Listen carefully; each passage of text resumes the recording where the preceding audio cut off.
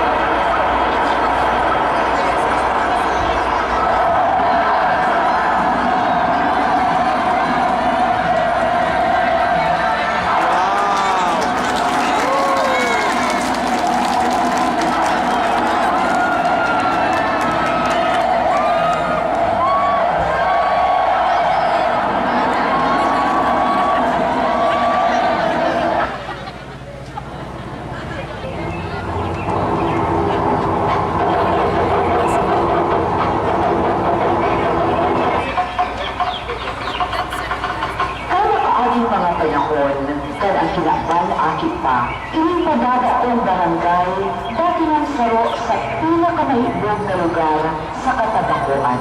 Gulping kahoy na may iba-ibang bunga, karakula, bilog, kapog, hinog ang nagtatalubot sa iyang kalagaan. Sa pasong ibaba ang bayo ini, igwaning salo-salo, mabulos, malinaw, garagaragang hali sa turo.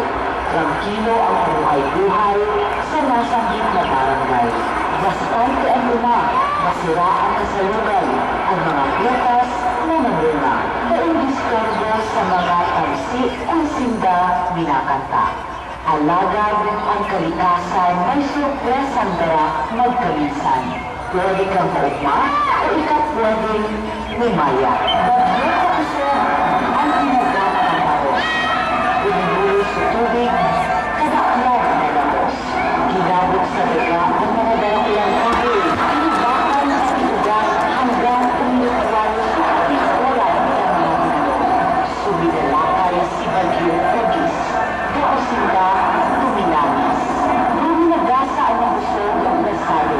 Dinara pero may buhay hanggang nagkasala sa sainda ahan.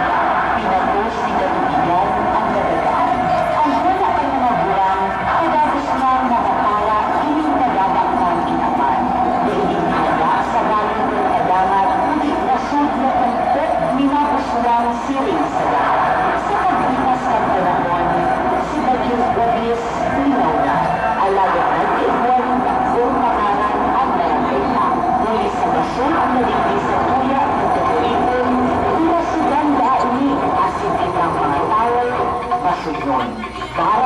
sulit ang pagpapit sa tuya-tuyan. Asin sa sining na ngaran, ninibigyan kita ang Diyos sa katapusan. Thank you very much, Barangay Basud.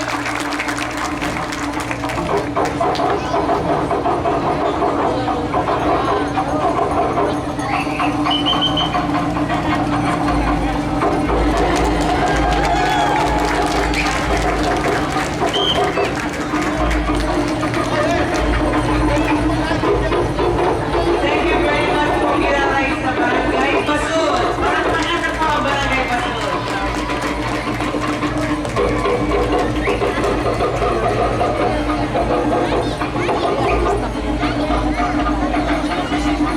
Masunod po digi ang Barangay Bumbon.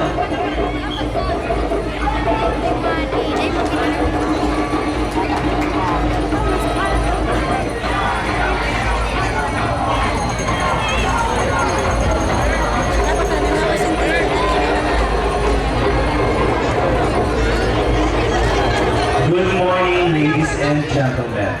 Approaching is this year's Bumbon's entry to the Listo Cultural Float Parade in support to this year's Tabak Festival.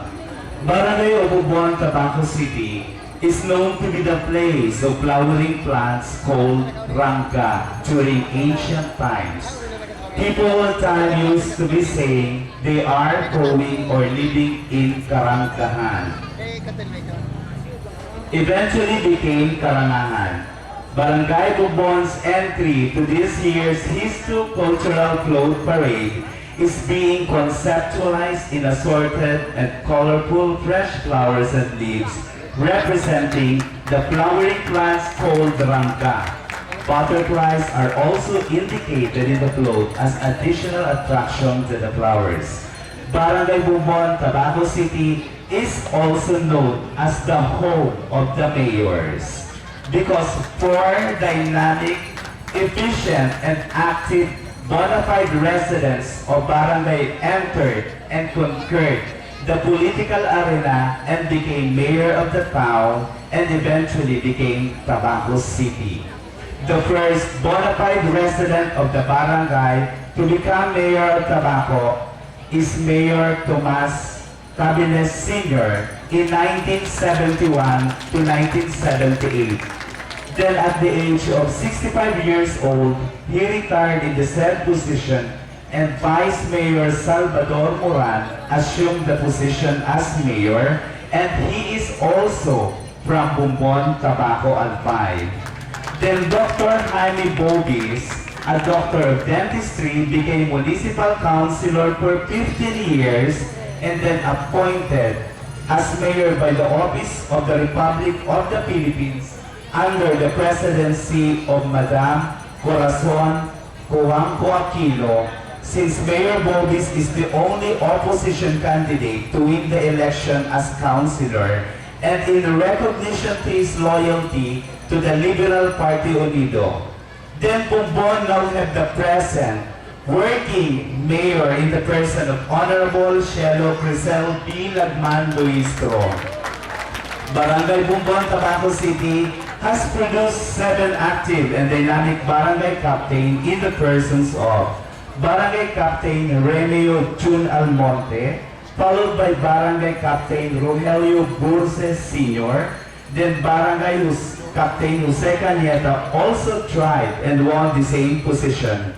Pilar Capito, the only woman who marked the record as Barangay Captain of Bumbon, then followed by Ruben Gerard Fortuno III, who became the youngest barangay captain at the age of 27 years old, followed by Barangay Captain Fidel Brizuela, who successfully finished his 3 terms as Barangay Captain.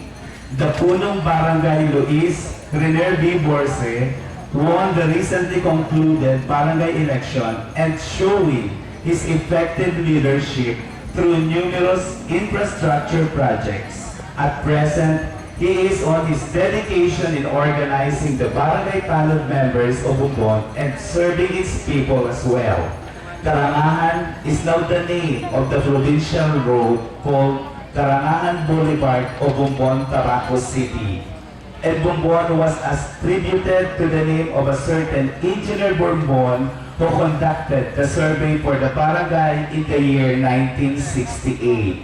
At present, Bumbon is composed of 6 puroks and with the present population of more than or less 2,000 inhabitants, Barangay Bumbon is classified as urban barangay. Thank you, ladies and gentlemen. Thank you very much, Barangay Bumbon.